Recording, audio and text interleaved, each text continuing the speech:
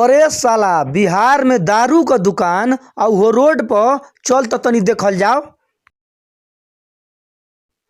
का हो भैया बिहार में दारू का अलाउ हो गिल बा का?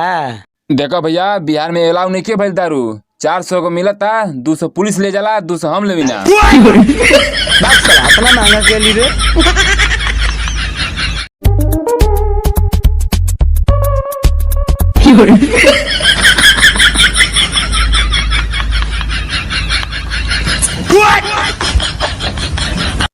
का भैया काहे बिसलरिया का पनिया गिरात हुआ खेतवा में? का करी जनते बालक की असो सूखा पड़ल बा तो आई बिसलेरी का पानी एक बोरा खरीद के कैसा हूँ अपन धान जियावत तनी।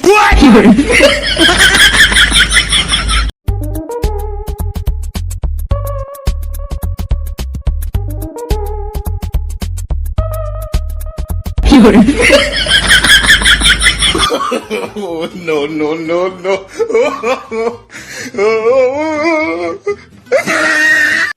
गोलका का फेरा में का बाले है ले ना लमका धोले।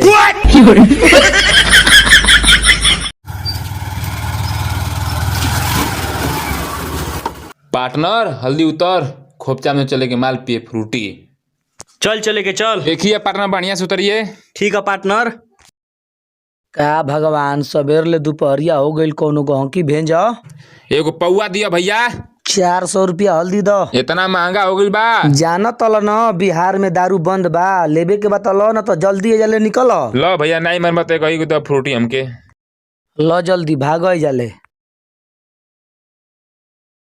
चला सा यार आज एक ही को फ्रूट में करेजा जुड़ा लेवे के।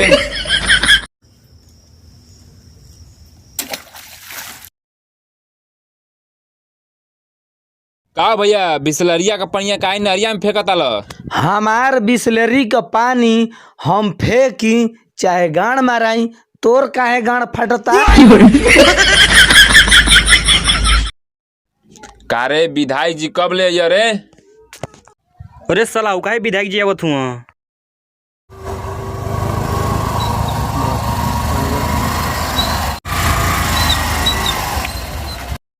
अरे पानी पियाओ रे विधायक जी के।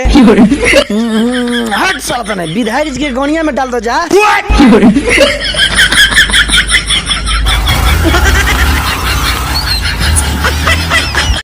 ले लो दारू को पौआ ले लो दारू को पौआ ले लो दारू। कितना का भाव भैया एगो? 100 रुपया के एगो पौआ बा। दे देता एगो।